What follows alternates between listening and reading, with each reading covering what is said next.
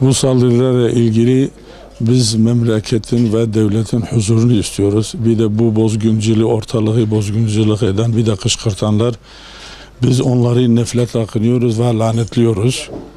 Ondan sonra PKK en son zamanlarda yani bu milletten en fazla böyle saldırı bombalardan ne istiyor?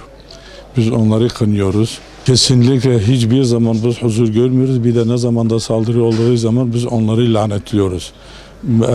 Bir de çoluk çocuk, yaşlı, yolcu ve herhangi bir demeden yani önüne gelenleri rüzgar gibi süpürüp ondan sonra katlediyor. Bunlar sadece yabancı yani dış güçler için çalışıyorlar. Millet menfaati için değildir. Bir de hiçbir zaman Kürt devleti bu milletin kafasına koymuş dediğimiz biz Kürt milleti devlet yapmak için, onlara bir devlet kurmak için biz bu saldırıları veya bu girişimleri yapıyoruz, hareketleri yapıyoruz. Fakat kesinlikle yalandır. Öyle herhangi bir devlet kurulacağı yoktur. Sadece dış güçlere çalışıyor. Başka hiçbir şey değildir. En fazla zarar gören PKK'da tarihe de baksan yani %99, %100'ün üzerinde de en fazla zarar gören Kürt milleti PKK'da zarar görmüştür. Biz bir Kürt halkı olarak öncelikle şunu ifade etmek istiyorum. Bir Kürt vatandaşı olarak kimliğimle hiçbir zaman sıkıntı yaşamadığım bir Kürt olarak şunu söylemek istiyorum. PKK'nın bugüne kadar yaptığı hiçbir eylemi Kürtler adına yapmadığını, başka hesapları olduğunu bilen bir Kürt olarak PKK'ya tekrar sesleniyoruz ve haykırıyoruz şunu. Kesinlikle eylemlerinizi Kürtler adına yapmayın. Gerçek kimliğinizi açıklayın artık. Yeter bes ediyoruz PKK'ya. Hükümete de sesleniyorum bu konuda. Nasıl PYD'nin devlet paralel yapının üstüne olağanüstü halde gidiyorsa artık PKK'nın üstüne de gitsin. Biz vatandaşlar olarak, esnaflar olarak huzurlu bir şekilde işlerimize gidebilelim. Eşlerimize, çocuklarımıza akşam döndüğümüz zaman huzurlu bir şekilde dönelim. Huzurlu bir şekilde evlerimizden çıkalım.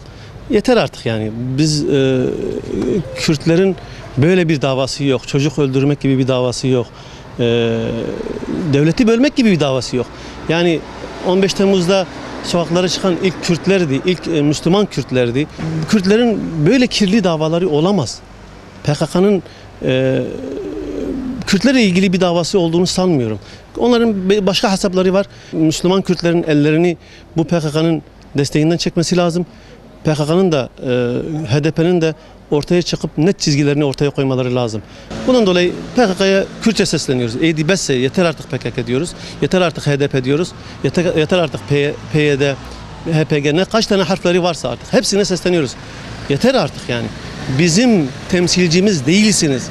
Bizim sözcüğümüz olamazsınız. Bizim sözcüğümüz, bizi temsil eden İslam'dır. Biz İslam'ın çocuklarıyız. Biz Müslümanlarız. Dolayısıyla PKK bugün davası Kürtlük, İslamlıkla ilgisi yok. Son zamanlarda PKK örgütünün şehir içlerinde, sivil halkın da bulunduğu yerlerde yaptığı bombalı eylemler hakikaten kabul edilebilecek, sineye çekilebilecek bir eylem değildir. Burada tüm halkın bu gibi eylemler, bu gibi saldırılar tamamen tepkisini çekiyor. Halk burada çok ciddi tepki veriyor. PKK örgütü halka vermiş olduğu hiçbir şey yok. Halka hiçbir fayda sağlamıyor. Halkın zararına, halka yönelik katliamlar gerçekleştiriyor.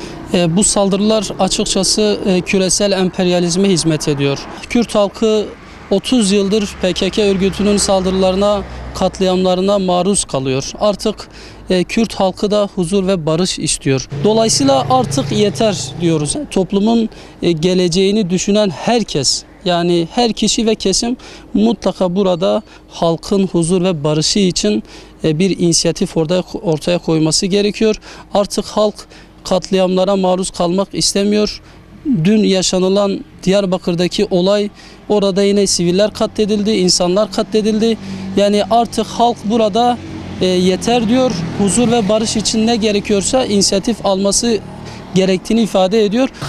Biz bir Kürt halkı olarak bu bombalamanın patlamalarını çok Kürt halkına zarar veriyor.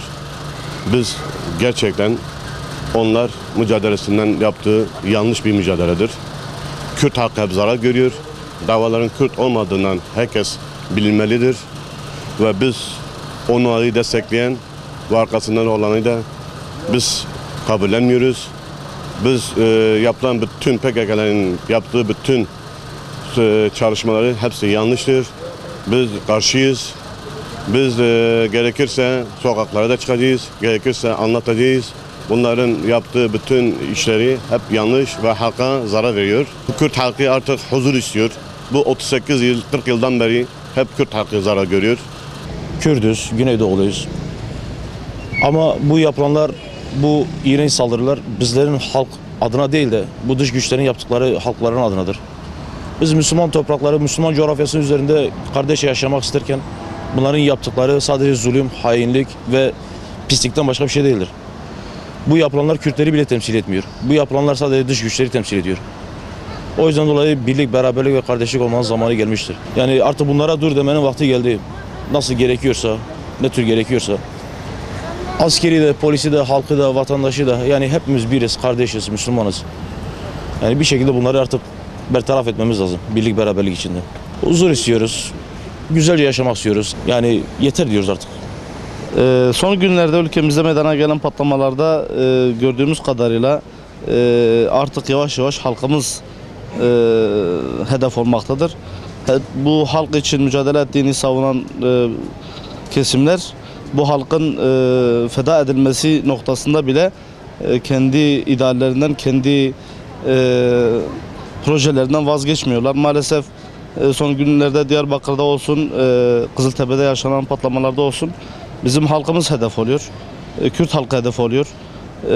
Kürt davasını yürüttüğünü iddia eden örgütler bu şekilde halkımızın hedef olmasına bile aldırmadan kendi eylemlerini, kendi projelerini gerçekleştirmeye devam ediyorlar. Biz bunu kesinlikle kabul etmiyoruz. Edemeyiz çünkü sonuçta olan halka oluyor, olan mazlum halka, sivil halka oluyor. Bir Kürt halkı olarak, bir Kürt vatandaşı olarak, bu halkın içinden büyümüş biri olarak PKK'nın bu saldırılarını kınıyoruz ve kabul etmiyoruz.